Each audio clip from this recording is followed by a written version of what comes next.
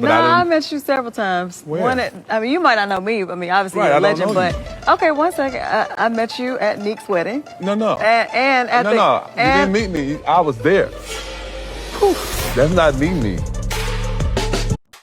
Hey guys, welcome back to my channel. It's your girl, the Brooke Ashley, and today we are here to discuss The Real Housewives of Atlanta, Season 16, Reunion Part 3. And before we get into it, let me start off by saying that Drew killed this entire reunion. Despite her being at the end of the couch, she really did an amazing job. I think that she was the clear winner. And yeah, I thought that it was a flawless performance. Shamia, take notes. And Shamia, is going to be another round of me having to whack you yet again, because you dropped that 41-minute video before the last part aired. You were apologizing. We see your mom and one of your cousins praying over you. I just don't know what the purpose of that video was. I watched the whole entire thing, but you were better off leaving that in the drafts. It didn't do you any favors. Honestly, it gave very much victim mentality. I want you guys to feel sorry for me.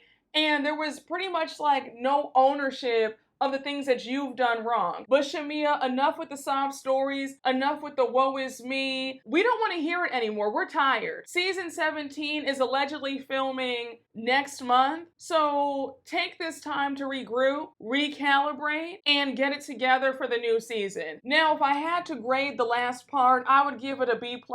Definitely the most entertaining out of all the parts. But I will say, bravo, we didn't need 3 parts. I do believe that it would have been just fine had this been a 2-parter. But I enjoyed this last part, and without further ado, let's get right on into it, because you guys already know that we don't have a minute to spare. So we open it up right back where we left off last week with a continuation of Porsha and Shamia going at it, and we have Shamia saying, yeah, you made that post saying that my mom did something egregious to your mom, and Porsha says yes because she did and you know it. So Andy's all of us, because he's like, wait, what happened? What did Shamia's mom do? I need the story. So Porsha tells the story of how their moms were best friends at one point, and they were both in the childcare industry, and they would give each other tips and all that good stuff. And one day, Miss Diane found out that her daycare center was going under foreclosure, and Shamia's mom went behind Miss Diane's back, and she bought Miss Diane's daycare center the minute it was in foreclosure. So Porsha says that months later, they drove past the daycare center, and they saw them tearing down Miss Diane's sign and putting up Shamia's mom's sign. So that's what caused the fallout. So now Shamia interjects and says that they already weren't speaking about something else that happened some years ago, and Porsha says, no, that's a lie. So now you have Andy asking, well, why didn't they speak initially then? And Shamia's like, you know what, I don't want to talk about that because the whole mom thing is really deep to me. So let me just stop right here. There's a lot to unpack. I have a lot to say about this whole situation, because I'm sorry, but it's sounding like Porsha is telling the truth about why the moms fell out. Because I'm sorry, Shamia, if I felt like somebody was lying on my mom, I would be clearing that up immediately. I would not be saying, well, I don't want to speak on this, that's between the moms and it's real deep to me. No. You brought up the moms, so now I'm going to bring up what really happened if I think that that person is lying. And I'm not going to hold you. Me and my mom are like that. Like, that is my girl, okay? If somebody goes behind my mom's back, I have smoke for that person too. Like, you can't do my mom wrong and think that we're still gonna be friends in any capacity. So if I'm being honest, Shamia, if I were Porsha, you and I would have also been done, because for me, I can't really be friends with anybody whose mom did my mom dirty. And not to get off topic, but if you watch Next Gen NYC with Kim Zolciak and Candy's daughters, Riley and Ariana, Riley is better than me because there's no way that I could be friends with Ariana again. And I know that that might not sound right. I know that might sound harsh, but I just feel like if your parents do my parents wrong, I don't want to be friends with you. That's just me. But anyhow, Shamia, if I were you, I would have spoken up about what really happened and just nipped that in the bud. If Porsha is lying about what went down between the moms, then you should have cleared it up. And it also makes sense why Miss Diane does not see it for Shamia, because Miss Diane is holding a grudge against Shamia and her mama. Just a hot mess. And low-key, Porsha and Shamia's friendship probably should have ended years ago. So now we get off the topic of the moms, and Andy says, well, a few things are happening here. It seems like there was some chatter behind each other's backs. And Porsha says, no, there wasn't any chatter on my end because I didn't talk about her. And now you have Cynthia jumping in and saying, just so you know, Shamia, Britt was the one saying that you were showing Porsha's text messages. Now, a quick question. Did anybody else feel like Cynthia was always inserting herself for some camera time? Because in all seriousness, I don't know why Cynthia was still there. We did not need Cynthia for all 3 parts. We barely needed her for the first part, if I'm being honest. And I also thought it was funny how every now and again, Andy would ask Cynthia how she felt about a certain topic. And I said, why is he consulting Cynthia like she has all the answers? Cynthia always talks in circles half the time. Like, why are we consulting Cynthia like she knows it all? So now Porsha interjects and says that they had a beautiful relationship prior to the show, and then when filming started, that's when things went left. So now we have Andy asking Shamia if there's anything that she wants to own up to and apologize for. Now, Shamia, in my opinion, all you had to do at this moment was just apologize. You trying to blame the other women for why things went south between you and Porsha, no ma'am. And when you said that about it was Angela and Drew who said things about their friendship being lopsided, I was so happy when Drew and Angela both checked you and said, no ma'am, you will not place the blame on us. And I love how Drew was like, Shamia, you will not place the blame on me and Angela. When we all went out to lunch, we never asked you anything about your relationship with Porsha. You were the one who was running your mouth because you obviously needed this time to vent and you thought it was a safe space. But you made us pinky swear. I never ran back and told anything to Porsha. You were the one who ran your mouth on your own. And Shamia, you looked so silly when Drew checked you because she was telling the truth.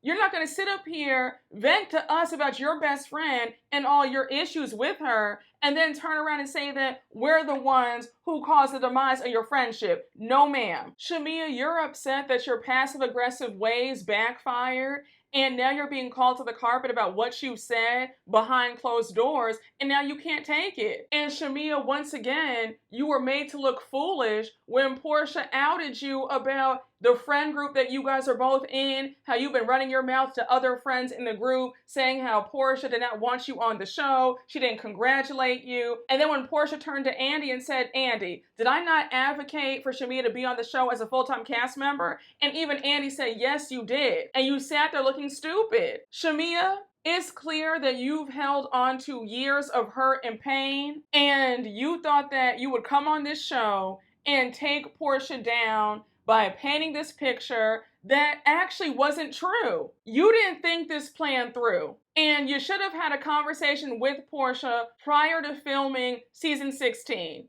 Because like I said, this plan of yours was a flop. I don't understand why you told this stupid lie about Porsha not congratulating you when there's evidence on Instagram that she did send you flowers and you were excited about it. And now you have Andy co-signing that for years Porsha was behind the scenes wanting you to come on the show. I had secondhand embarrassment watching this. I said, damn. Even Andy's confirming that Porsha was on your side and wanted you on the show the whole time. So Porsha makes it clear that she's never spoken ill of Shamia. And then she says, and by the way, you sang a song about me saying that I tried to sabotage your engagement or your marriage. So here goes Shamia bringing up season 9 yet again. She's like, girl, are you serious? You two were sitting up there having a conversation saying that I was sleeping with Candy and Todd. You tried to sabotage it. And then she adds that they could have ruined her engagement. Now, Shamia, this is what I mean when I say sometimes it's best to keep quiet. Because the way Porsha had everybody gagged, when she said, but Shamia, you would have played a part in ending your engagement because I kissed Candy in the club and you also kissed Candy in the club. And you see how Shamia tried to gloss over that? And I said, once again, this is why you need to always know who you're going up against. Because you knew that you were engaged, so why were you kissing Candy in the club? I'll wait. I said the girls need to think it through when they decide to go up against certain people. And a lot of y'all said it earlier in the season that the main reason why Porsha and Shamia have been friends for so long is due to they know where all the bodies are buried, they know each other's skeletons, and that's been the glue that's been keeping them together, because they both have dirt on each other. And Porsha in this moment threw out some dirt when she said, I kissed Kandi in the club and you also kissed Kandi in that club. So there's that. I said, ooh. Now, I was really surprised that we didn't spend more time on that. I just knew that Andy wanted to talk more about, wait, Shamia kissed Kandi too? But the way they glossed over that, I said, okay, wow. Andy must not want to talk about season 9 ever again, because any other time, he would have stayed on that for a few more minutes. Porsha saying that she's gotten the same questions that Shamia's gotten in interviews, and she's never disparaged Shamia one time. She always thought that they had a beautiful friendship. And Shamia says, I thought so too, but you're in interviews saying that the reason why you didn't come to my wedding in Kenya was because we were beefing. So I was annoyed that Andy skipped past that, because I did want to hear Porsha's explanation for why she said that. And I do have to add, I was also surprised that we didn't discuss Porsha acting weird about Shamia's song at Angela's dinner. I just knew that we would talk about that. I don't know how we skipped past that, but I thought it was strange. I wasn't interested in Andy asking Kelly what her thoughts are on Shamia and Porsha's friendship dissolving, because Kelly just got here. And also, let's be so for real, I don't think that Kelly has any true loyalty to anybody. I think that she's a social climber, and she sees that Shamia is one of the wealthiest on this cast, and she wants to saddle up to her. And I'm curious to know how long Kelly and Shamia's friendship's going to last. Kelly saying that she just wants Shamia to tell Porsha how she really feels and how this is her moment to do that. Porsha was so dismissive. She was like, girl, it is not her moment. The moment was during the season when we had our one-on-one conversation. That was the moment. And I do agree with that. That whole sit-down conversation was for them to air out all their grievances and for Shamia to get everything off of her chest, and Shamia failed to do so. But at the same time, Porsha, this is the reunion, and you guys are there to air it out one last time, so you might as well just let Shamia say what she has to say right now. Shamia going on to say that after their sit down, she thought that it was a clean slate, but she did notice Porsha distancing herself, and especially during the time of Londi's death. And Porsha's like, girl, I was grieving. Can you ever just start a sentence without making me look bad? Like, my goodness. So Shamia's like, look, the point is, I did not come on here to sabotage Porsha. And Porsha says, girl, it's too late for that. I'm not going to hold you guys, but it felt like this whole conversation could have been an email, because we're going over the same things that we've been hearing about in interviews, on YouTube channels. Like, it's enough already. Again, I don't understand why Andy's acting like Cynthia is the wise counsel. He's like, Cynthia, what do you think about all this? Where do they go from here? And Cynthia's saying a whole bunch of nothing, and it's no shade. But Cynthia and these long-winded answers that don't really give us too much, I said, girl, you could have kept that. You have Cynthia saying that the love is still there, but the healing hasn't happened. I said, all right. I said, girl, this Iyanla Van Zant answer, please. Again, I just don't feel like Cynthia needed to be there for all three parts. But Cynthia's pleading for them to keep the friendship and take some baby steps. And I said, Cynthia, that's not the right mindset to have. If a friendship has run its course, then it's run its course. And that's okay. Every friendship is not meant to last forever. Most people are just there for a season. And the majority of the time, we've held on to people after the season was over. And I really think that with Porsha and Shamia, their friendship should have honestly been over years ago. So to say that they should keep their friendship because they've known each other since kids, that's not the right attitude to have. It's okay to let things go. So we close out Porsha and Shamia's segment with Andy asking if there is anything that they both need to hear from each other. So Porsha says, no, this was honestly one of the hardest years of my life, and I don't feel comfortable in my friendship with Shamia.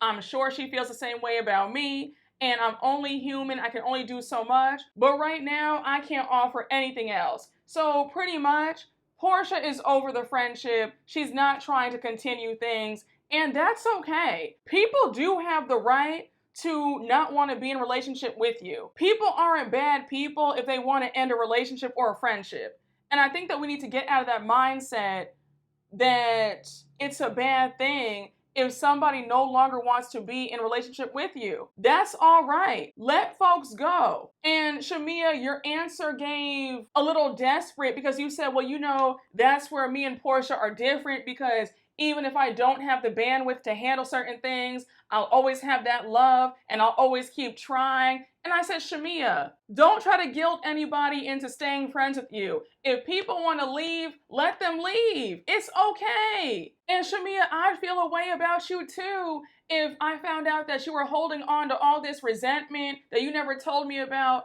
from years ago. You were smiling in my face the whole time like we were best friends, and the whole time you're angry at me about what I did or said, 10, 15 years ago. I wouldn't want to maintain the friendship either. I'm getting tired of Shamia and this whole woe is me act. But Shamia does end it with, ultimately, she does want peace for the both of them, and Porsha does accept that. And you know it's bad when Andy Cohen, your boss, has to give you advice on how to maintain your friendships. Because he was like, Shamia, the biggest lesson for you this season is if you feel something, say something. You have to vocalize how you feel. If somebody's pissed you off, say it in the moment. Don't bottle things up because you see what happens when you do that. And that's the issue with passive-aggressive people joining these shows because they really struggle. Because you have to be direct on a reality TV show, especially Housewives. But Shamia, if it's really not in you,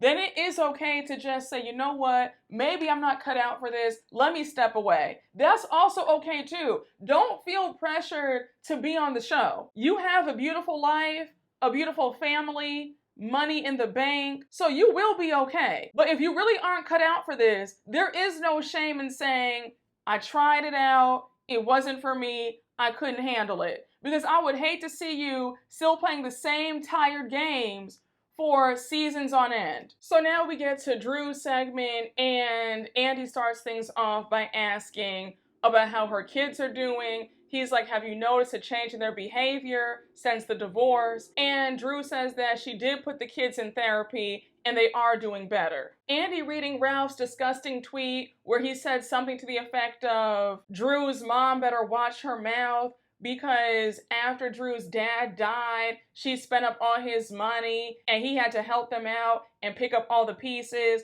And I was just like, Ralph is real crazy. Because for you to say that about your former mother-in-law online, like, are you serious? You done lost your damn mind. When you get your damn mind, you call me. And Drew, I have to ask you, do you not have any brothers or any cousins or an uncle that could go upside Ralph's head? Because the fact that he's talking crazy about your mother while still living in the basement, that's crazy work. Drew says that was a new low because her dad was a respected pediatrician in Chicago, and Ralph is low-key coming after her dad's legacy. And then she goes on to say that her mom had an anxiety attack because Drew and Ralph's marital issues were affecting her mom. That cooking video that Ralph posted up on Instagram a few months ago, that gets brought up. And he's like, well, you guys did look happy. So Drew says that that was an effort to co-parent, but Ralph messed things up because he said in the caption that she called him daddy and that never happened. I don't know if it's just me, but everybody's reactions to that video low-key pissed me off because it honestly feels that this cast dismisses what Drew goes through. Everybody else gets sympathy and compassion except for her. Because for Cynthia to say, well, I thought you guys looked so cute in the video, and I said, really, Cynthia? He's making her life a living hell, but yet you're talking about the video was cute. Really? And then you have Angela saying, girl, you have a man in the house who can cook, go get your food. And I said, I guess. Porsha making a joke about how divorces are long and dry and how there might be a time where he comes upstairs after 12 and then Cynthia says, yeah, she might come downstairs. And I said, really? So we're all going to brush past the fact that Drew is tired of this man dogging her out. And is it just me, or did it feel like Porsha was low-key shading Drew when she brought up how Ralph did have a woman in the basement. And I don't know why, but I just felt like Porsha was being super smug. And I felt it several times during Drew's segment. So Drew confirms that Ralph does bring women to the basement. And she sees who comes in because since they're in a gated community, she sees the IDs. So she goes on to say that this one woman in particular, she saw her full name. And one day when she went to Anaya's school, the same woman was there. I think she was a teacher. So she goes on to say that the woman was mean mugging her and then she approached her. So I just said, Ralph is such a sloppy man because it should be, you don't approach my estranged wife. You don't say anything to her. If you see her, leave her alone. The fact that Ralph has his other women approaching Drew at Anaya's school, that is out of line. And also, do you know how stupid you look? Why are you mean mugging your man's ex or ex-wife? Like, I don't get that. I'll never understand women who are mad at the other woman. Like, you look like a dummy. And you have no right to be feeling a way towards Drew because Ralph is still legally married. You have no right to be mad at the soon-to-be ex-wife. I thought it was so telling when Andy read that viewer question asking, why has nobody shown Drew any compassion about her divorce? But if this were Porsha, they'd be rushing to rally around her. And they were all silent. I said, well, speak up now. Because none of y'all have been good friends to Drew except for Angela. Nobody's asked her how she's doing, what she's going through. Y'all have been shading her all season long. And Kelly, it's no shade, but you were better off being quiet because your answer was so bogus, talking about, well, I was hoping that you and I could get close and get to know each other. And I said, how? You came out the gate calling Drew a liar. You never gave Drew a chance. When it comes to Kelly, Kelly could low-key be demoted as a friend of. Kelly did not bring a whole lot, and it doesn't help that she blows with the wind. And I love how Drew was not going for it. She was like, well, that's not true, Kelly, because right out the gate, you came in talking spicy to me, throwing things around about me, and you were also calling me a liar. It felt like you wanted to have a moment. So Kelly's like, well, first of all, I never need to have a moment. And I said, Kelly, that's not true. You definitely live for a moment. So Kelly says, well, let's unpack why I called you a liar. When I had my Balmain event, and then later on at Angela's dinner at the bank, you told me that you purchased several things and you didn't. So Drew says, actually I did. I purchased multiple things after the event. They did not have the blazer in my son's size, so I called the shopper and I bought it later. So now you have Shamia jumping in to defend Kelly,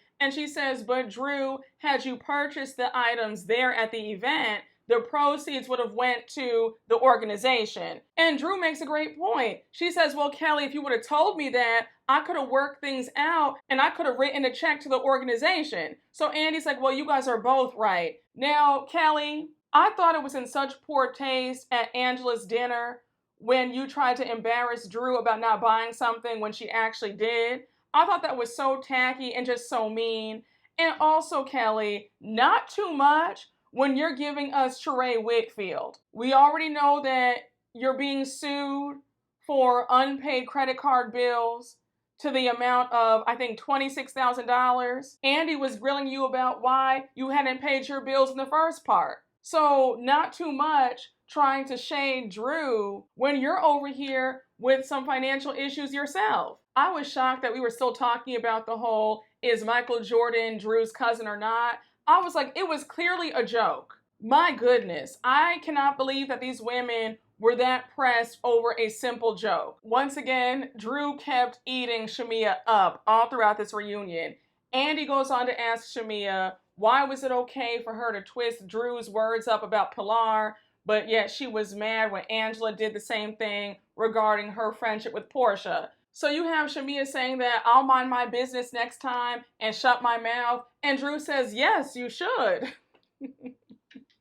I said, Shamia, girl, you are getting it from every single side. I mean, you can't catch a break. From beginning, middle, and end, the girls have been reading you down. But Drew has really been on you. I mean, Drew has not let up. And I'm not mad because you picked this stupid fight with Drew for no reason. Once again, Miss Shamia was getting ate up from every direction. Andy reads a viewer question, reading Shamia down. saying, Shamia, why would you set Porsha up to meet up with Ralph, knowing that Drew calls you a lapdog? That was big lapdog behavior.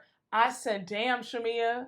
And Shamia, you made things worse when you said, well, she'd already been calling me that all season long. And I said, that's your answer for that? And when Angela jumped in and said, girl, no, I'm too big to sit on anybody's lap, I said, ooh.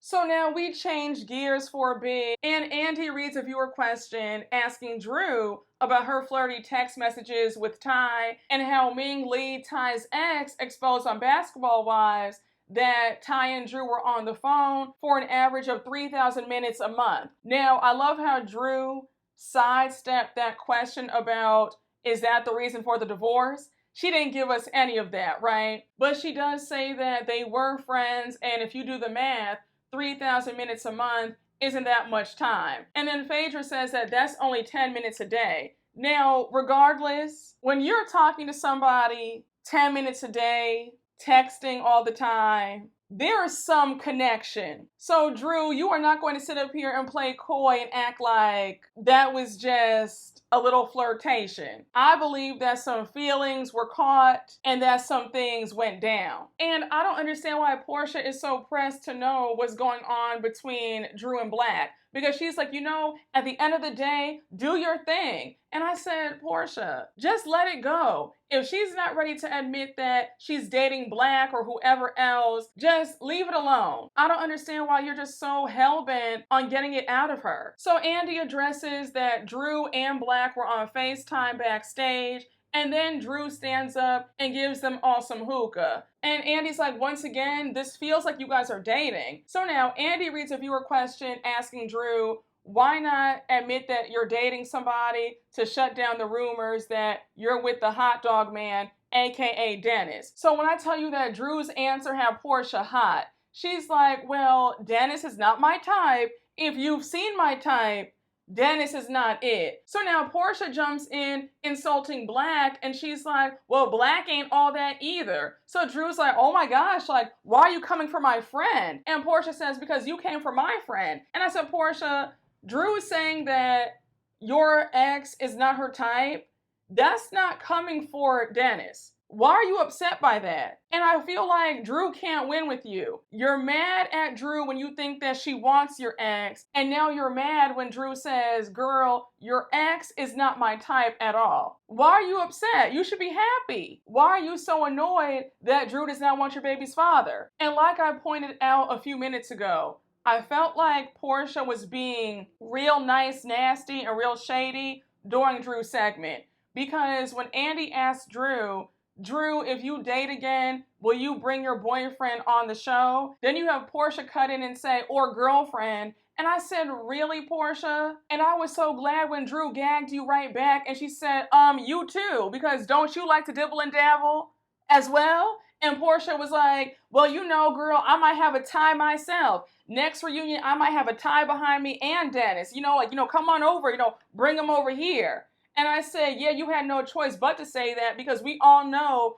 that you like to dip every now and again, kissing Candy in the club, talking about you were bisexual for the night when Bolo came into town. Candy also spilled your tea that you've done a few things with women. So you trying to talk about what Drew does? Well, let's talk about you. And you know what's so funny to me? The fact that when Porsha first came onto the show, she was very conservative. There was that clip floating around of her preaching, and she was pretty much damning everybody and everything to hell. And I said in a tweet that it must have been really hard for Porsha to have to hide the real her while she was married to Cordell. Because knowing what we know now, Porsha likes to have a good old time. But when she came on the show, it was very much, she was good and sanctified and she didn't do certain things. And it was all about her man, her man, her man. But in real life,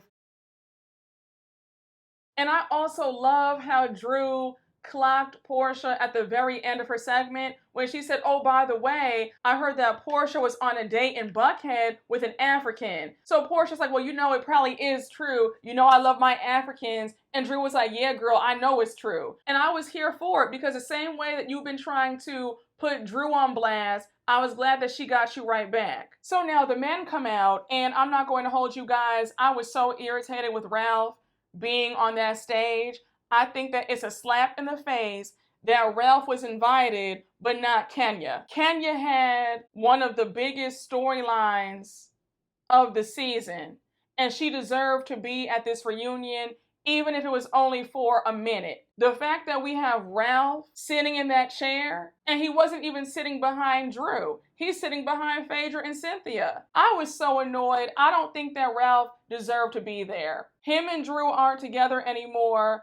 Y'all know he's making her life hell. Why are we rewarding him by being there? Now, did anybody else get the impression that Andy was annoyed by Shamia's husband skipping out? He was like, well, where's your husband? So Shamia's like, well, he's watching the kids. And when Andy said you couldn't find a sitter, I said, ooh, because that was my exact question. You guys have more than enough money to hire a sitter. Shamia, we know that your mom watches your girls. And I know that you keep saying that TV's just not his thing. If Charles Oakley could show up, your husband can show up too. Just saying. Now, Andy starts things off with Dennis. He says, Dennis, I want to clear something up. Did you have a conversation with Porsha about working with Drew? And Dennis says that him and Porsha had a small conversation, but he did go to Ralph first because Ralph is his brother. So Porsha turns around and she's like, so are you saying that you asked me, yes or no? And Dennis says, yes, we did have a conversation about me and Drew working together. It wasn't an in-depth conversation because I did expect Drew to talk to you more about it on the woman's side. So now Drew calls out Dennis and she says, but Dennis, you told me that you and Porsha had a conversation because I told you that I was trying to have that conversation with her and you told me that we had a conversation, we're all good. And now Porsha jumps in and says he didn't. And I said, Porsha, let me just stop right here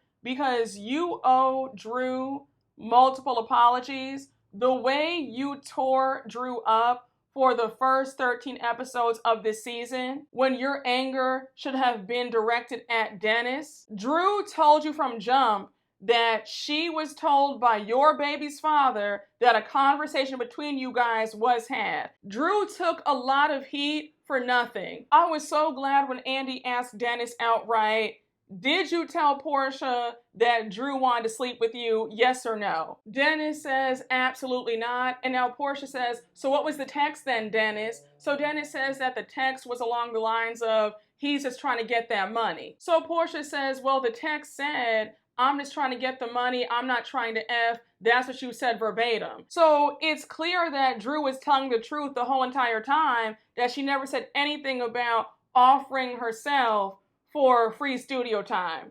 You just made that up. So Dennis jumps in and says that Ralph is his friend in real life. He would never insinuate some kind of outside relationship besides the music. So now Ralph co-signs what Porsha's saying. He says that he saw the messages too, and they said exactly what Porsha said. So now you have Ralph straight up lying. He's like, well, I had no idea what the relationship was, but I did think it was weird because Drew told me that Dennis tried to holler at her too. So Drew's like, Ralph, don't you get on here and start lying. I never said that. That never happened. Dennis has never been inappropriate ever. And now you have Drew calling out Ralph's thirstiness to be on the show. And she's correct. That man is pressed for camera time. And Ralph, let me just whack you one more time because for you to drop a song dissing your estranged wife, are you okay? And just so we're clear, nobody's listening or buying your music. Get a job and get out of the basement, please. When Andy asks Ralph, is it true that he brings women to the basement? And he says, no, that doesn't happen. Like, you know, that's a lie. Then he goes on to say that there was one woman, but they were working on fitness content. I said, okay, Ralph, you really think that we are stupid? We know that you were outside and in the basement with other women. Why are we sitting up here lying? Then Ralph adding that he's confused by Drew's energy towards him because when the cameras are off, Drew loves him and she's all over him. I said, really? Now, I saw some folks on social media saying that they believe that. I don't believe that. I really feel like Drew is over this man and she's done. I don't see Drew still trying to make things work with a man who is determined to make her life hell. I just don't. And I know I'm skipping ahead just a bit, but Kelly really annoyed me when she said, I just want to say, Ralph, that I really respect you for still taking care of your children because my ex-husband doesn't do that. And they all gave him a round of applause. I said, why are we applauding a fish for swimming? Why are we sitting up here clapping because a man is doing what he's supposed to do? You brought these kids into this world. You're supposed to love and take care of them. Why are we sitting up here patting Ralph on the back? It just feels like these women go out of their way to discredit Drew's feelings about what she's going through with Ralph. Because I was so annoyed by Kelly wanting to praise Ralph for being a stand-up man because he takes care of his kids. He should be doing that. Now we turn our attention to Mr. Charles Oakley, and I have to say, he stole the show because his segment had me screaming. Andy brings up how it looks to the viewers like he doesn't care about Angela. And he says, I'm not that guy who's going to be all over her for the cameras, but I do love my wife and I wouldn't be here if I didn't love her. And I was happy to hear that, but Charles, it doesn't look good when she's saying, I miss you and I love you, and you're sitting up there grunting and rolling your eyes and saying, why do I have to say that back? Just saying. So here's where things get messy. Andy brings up how a lot of the women had a lot to say about not knowing that Charles was married, and was he hiding the fact that he had a wife? So Charles says, no, I wasn't hiding anything. So then he says, I find it funny that people keep saying that they know me and I'm outside in these streets saying that they know me when they don't know me. So now he brings up Shamia. He was like, yeah, Shamia was saying that we know each other, but I never even met her until the show. So Shamia girl, when you turned around and said, we've met several times, but you might not know me, and he said, you're right, I don't know you. I said, my God, today. So now Shamia is obviously upset, and she says, hold on, we were at Neek's wedding. And he says, you're right, I was there, but you didn't meet me, I don't know you. I said, Shamia girl, just let it go. Just let it go. You don't know the man, just let it go. So when I tell you that Shamia was fighting a losing battle, she's still trying to convince Charles that they've met and they know each other. She says, my husband and I were at the wedding. And Charles is like, okay, like I don't remember you or your husband. I said, my God. Now production had me screaming because they did post a picture of the wedding. And we do see that Shamia's husband and Charles did take a pic together. But either way, Charles probably meets so many people. He wasn't checking for Shamia or her husband. So Shamia clears it up that she was never trying to throw a dig about knowing Charles. And Angela says, well, it did feel that way for you to say that you had no idea that he was married. How could you know he was married if he doesn't know you? I said, Shamia girl, just quit while you're ahead. Now, Phaedra, you had to know that you were next. Because when Andy went on to ask Charles if he knew you, and Charles said no, you were sitting up there stammering and stuttering. I said, girl, I said, Miss Phaedra Parks, you were running your mouth in those confessionals every chance you got, throwing shots, throwing subs, throwing shade about how you knew Mr. Charles Oakley and he had a secret wife and this, that, and the third. And now when Charles says, I don't know her either, you're sitting up there looking stupid and you can barely speak. I said, my God, today. So Phaedra says, well, you know, I've been in numerous rooms with Charles. And Charles says, no, you haven't.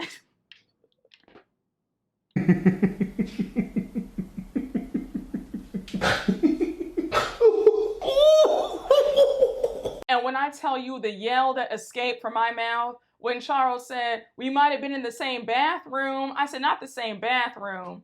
Where'd you two meet, Phaedra? Well, I know I've been in several rooms with him. Okay, that's not meeting me though. But what I'm saying is I know. You might have been. We might have been in the same bathroom. Yeah, I have. Not the same bathroom. Not the same bathroom. I said, baby, this man is telling y'all he does not know y'all, never seen y'all. Stop lying on his name. So now Phaedra brings up how she knows Charles because she's friends with Sheree, and she remembers when Sheree and Charles used to date. And the way Charles ate Phaedra up, he said, okay, does that mean that you know me though? No, Phaedra, you should have kept your mouth shut. And any other time, Phaedra is quick with the reads, but this time she was speechless. I have never seen Phaedra stutter this bad. Tell it, boo-boo kitty. I'm she. Oh, now you can't speak English. And then when Angela called you out on the shade, you were like, no, girl, I wasn't shading you. I never said that he was having an affair. I never said anything about a secret baby. Like, this is Housewives. And I said, no, don't play that. Because on Housewives, you guys throw shade and you guys read. And you were being nasty in those confessionals, talking about, oh, the secret wife of Charles Oakley. And, you know, she's the oldest looking young woman I've ever seen. And Charles is out in these streets. I had no idea he was married. I used to hang with Charles. So stop it. You threw shade. Charles threw it back to you, and now you can't take it. But I promise you, next time you'll think twice about saying that you know somebody when you actually don't. And you could tell that Charles was so annoyed. He was like, I don't understand why I'm the topic of conversation about whether I'm married or not. What about y'all? Where are y'all husbands at? I'm the only husband here. I said, let him know, Greg. Let them know, Greg. Oh, I can show a Honk the picture. horn on their ass. Toot, toot, boop, boop. Bam. But now we have Andy asking, when did Charles and Sheree date? And Charles says that it was back in 05, 06, 07. He says we were always traveling, always on the move. We go to Dubai. I said, oh, all right. That's how Sheree was maintaining before she got on Housewives. So I'm sure that she was getting some money from him when Bob went missing on those child support payments and alimony. So she had Charles to help her through the hard times. But I said, all right, it seems like Charles and Sheree could have gone the distance because they were together for a few years. But good to know. I loved how honest he was about everything too. So now we have Andy ask about the whole side baby rumor. What happened? What's the actual story? So Charles says that him and Wendy Williams had a cook-off for charity. And at one point, Angela walked over to Wendy to say, girl, I'm so sorry about what happened to you. And then Wendy went back on her show and spun the entire story. Now, did anybody think that Angela was being messy by revealing that Wendy Williams had invited Charles over for some dinner? I said, oh, okay. So now Angela wants her revenge by revealing that Wendy was low-key trying to wreck her home. So Charles says, well, no, it was over wine. So now Angela's pressing Charles about would he have gone over to have wine with Wendy Williams? And Charles says that Wendy has cats. He's allergic to cats, so that's why he didn't go. So now Angela's like, wait, so you would have gone had she not had some cats? And I said, Angela, just drop it. So now Andy brings up the whole mess that went down at Madison Square Garden years ago when Charles was kicked out of the stadium. And Charles says that it was a step back for him. It was a hard time. Angela was fed up with him. She was frustrated. And now Angela jumps in to say that there was a strain in their marriage. They lived apart and he was outside with other women. Now, Angela, Andy asked your husband the question, could you let Charles finish the story? We've already heard your side. I wanted to hear Charles talk about being outside. You know what I'm saying? I don't know. I just felt like, let your husband talk. But we find out that Charles and Angela started therapy in 2017, and it's been helpful. He's been more open with his emotions, and he's happy that Angela stuck by him and didn't leave him. Now, Shamia, when you turned around to make that stupid joke asking Charles, would you go out with Wendy Williams and not the therapist, Dr. Wendy?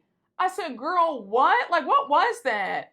And Charles was not amused at all. He just looked at you like, are you serious? And I'm sorry, Shamia, but that was just so corny. And it just came out of nowhere. It just felt like you were still bothered about him saying that he doesn't know you or your husband, so you want to make a stupid joke. But Andy dismisses the men, and now it's time for the final thoughts. Everybody goes around the room to say what they thought about the season.